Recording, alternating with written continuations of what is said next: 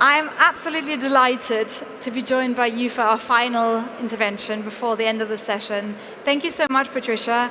For those of you who haven't come across you, and again, I don't know how people don't know who you are, but anyways, just in case, you are the former Executive Secretary of the UNFCCC, a place that I know very well, work in the same space as you, and I have a lot of respect for the work that you've done there. But you've also had a role within the Mexican government as the Secretary of Foreign Affairs and as a long-standing ambassador for Mexico. So you've done a lot in your career, and we want to use the opportunity now to dive a little bit more into what motivated you with the personal experience that you've had so far, and maybe just to share a couple of leadership lessons with everyone who's here today. So maybe just to get us started, what sort of brought you to the climate space? What motivated you to get engaged in the climate space? And what maybe to this day has made you continue to work in this space? Thank you, Anne, and very happy to be able to share with you some of my experiences. First of all, let me say that my first encounter with sustainability issues, at that time it was not called climate change. We used to talk about environmental issues. Later on, we started talking about sustainability and then climate change. But it was as a very young diplomat. I'm a career diplomat. My first posting was when I was 22 years old. That's over 40 years ago. So at that time, it became, my first posting was Geneva at the UN, the permanent mission of Mexico, my country to the UN there. And I came across an agenda that was at the time very much related to trade and development issues. So it became very evident to me how important it was to address these very challenging issues for humanity in a cooperative way. How the perspectives were different from country to country, and at the same time, the solutions could only be found if we work together. Then I went on, had a long and very enriching career as a diplomat.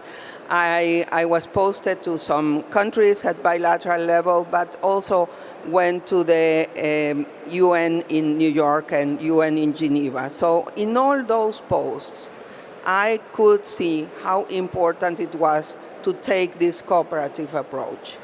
And then in 2010, when I was foreign minister, I was entrusted with presiding over COP16, which was a very difficult moment right after Copenhagen, where we unfortunately had finished the conference without a result, without being able to adopt a result. So it was very challenging. Again, the only thing I could really think of was I need to work to rebuild trust. I need to work to make this collaborative environment alive again. And so that was when I really got immersed into the climate change issues.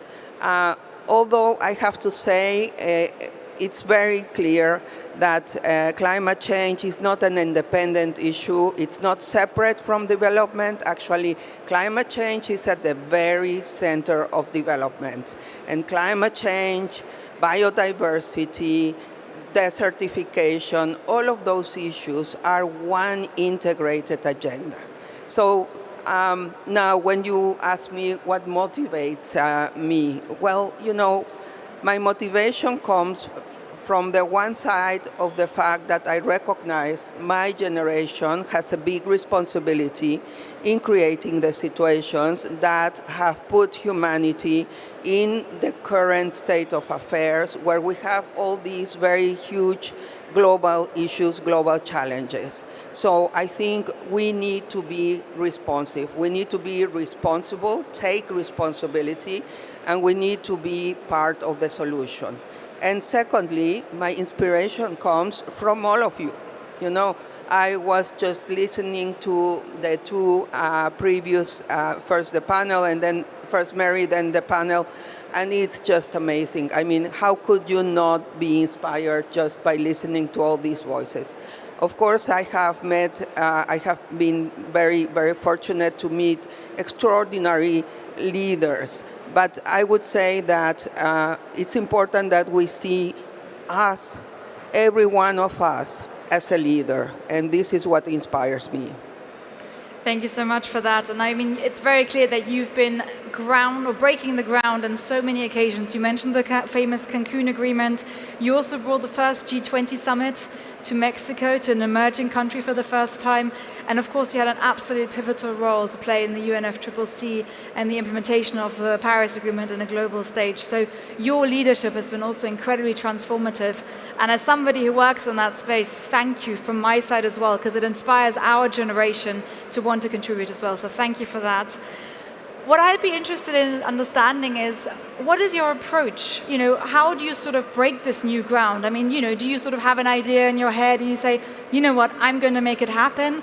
Or is it something that sort of is just organic? I mean, how do you approach these situations when you know maybe it's going to be difficult? Thank you, Anne. This is a question I have made to myself also. How did you manage? How did you manage really to get Cancun as a successful outcome and lay the ground for Paris? Well, you know, this collaborative approach I was talking about before, this is what really has guided me. And I can tell you, most of the times I have not been really starting from a plan. I want to get here or there. Why? Because if you are going to collaborate, you need to listen to everyone. You need to really take fully into account everything that the involved actors have to say. So if you come with your own preconceived ideas and your intention is to impose them on your partners in whatever negotiation you are participating, that doesn't work. You know, I think you must, of course, inform yourself. You must have some knowledge of the issues. You must try to find where you could find possible solutions. But then, more important than that is to listen to them, to listen really trying to put yourself in their shoes, not only understand their arguments, but also creating empathy and respect for their views, even if you don't agree with them. And that is, in my view, what is very important. Yes, I don't agree with you. This is why I feel that also that this space that ChangeNOW has created is so valuable. Yes, I'm sure here we have people that don't agree with each other in every single piece. It doesn't matter. We need to find an understanding, a common understanding. And the only clear thing for me has been that a lack of agreement, a lack of cooperation, not only does not serve anyone's purpose, it hurts us all. Yeah. So it is up to us to build that safe space for dialogue, to build that trust, and to work towards finding those areas where we can all come together. And I love how that also resonates with what was said on the earlier panel around empathy, listening, collectivity. It's so nice to see how there's a golden thread, I think, in some of the advice that you're giving to the audience today and some of the experiences you're sharing. Maybe linked to that, what is the moment in your career that you're the most proud of? Because I think we don't celebrate some of these achievements enough. And then in a second, I'd love to hear also what was your personal biggest failure, because I think we also don't talk about failure enough. Yes. Well, what is the moment I feel most proud of? You know, I have had this just fantastic career, fantastic opportunities in my life. I have been blessed with a lot of amazing moments, and it's difficult to pick one. But if I have to speak about one, I think I would speak about the moment where we adopted the Cancun Agreement, the moment where not even the moment of the adoption, but before the moment when we were presenting the document, that I was appealing colleagues and friends to really consider carefully and to hopefully allow us to adopt it as an outcome from the conference. And everybody was standing up and clapping. It was, for me, it was not something that I would say I was proud because they were clapping at me. No, it was a collective achievement. It was that sense of collective achievement that makes me so proud. And I was, I do feel it's, probably the moment that stands out because it was clear that there was a lot at stake. For me, the future of multilateralism altogether was at stake. I felt like, as a diplomat, that I am really fully committed to multilateralism.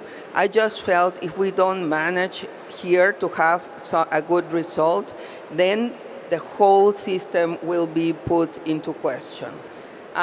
Second, it was also clear to me that in the national context, that conference would really mark the Foreign Service for that administration. And for me, as a career diplomat that very rarely becomes appointed as the foreign minister, that was also important. For all my colleagues, I felt I could not fail my colleagues in the Mexican Foreign Service, so that is also why it was so important.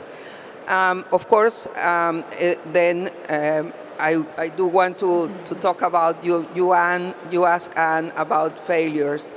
Well, I would say that having had this great career, it's difficult for me to talk about failures, but I do think we can all talk about mistakes, and we make mistakes every day. And I think that there are multiple moments. You make mistakes at home with your children. You make mistakes with your colleagues in the office. You make mistakes sometimes as a leader when you take some decisions. I think that the important part of it is that you are able to recognize those mistakes, those moments, and to take responsibility for them, and to if it is possible, of course, to correct them. But if it's not possible, take responsibility for them.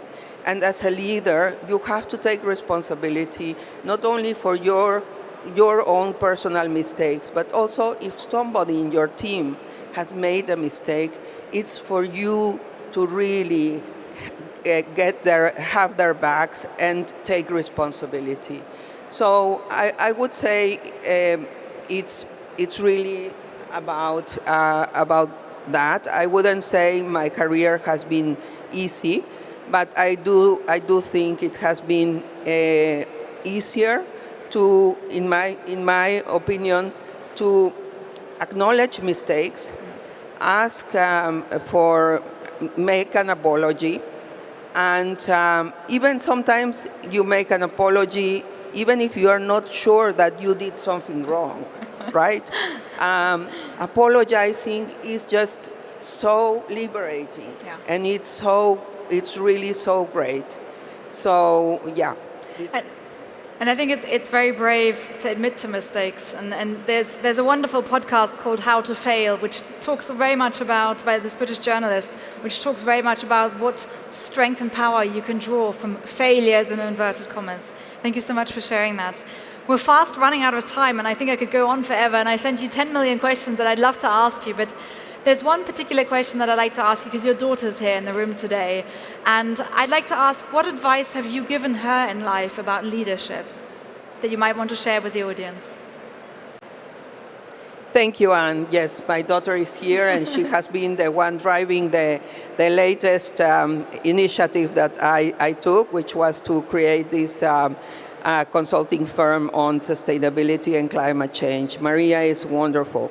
I want to say, first, I have told them, I also have a son, I have told them, and this is something I got from my mentor, my most important mentor, always say the truth, even if you know this is not what others want to hear, even if it hurts, even if you feel that you don't want to, even if you are a bit afraid of saying the truth.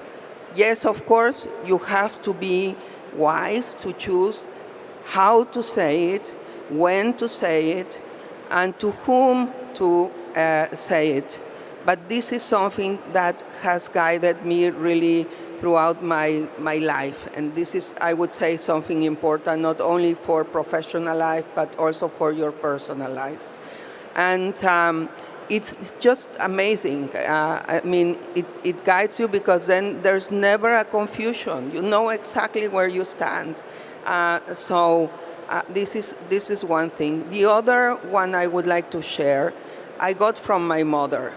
And there was a moment that we had a kind of discussion. I was very young. I was 22, actually. I had just gone to Geneva, and I came home for Christmas. And we had a small discussion. And then suddenly she turned to me and she said, humility is a quality that you should never lose. And she said nothing more. And she was so right, I was at that time feeling I was already so powerful, and I had, I became independent, and I had gone to live abroad on my own. And then, since that day, it just sticks with me. I think this is very important also. Thank you so much, Patricia, for sharing that and for sharing all the insights from your heart. Everyone, a warm round of applause for Patricia. Thank you, Anne, and thanks to everyone. Thank you.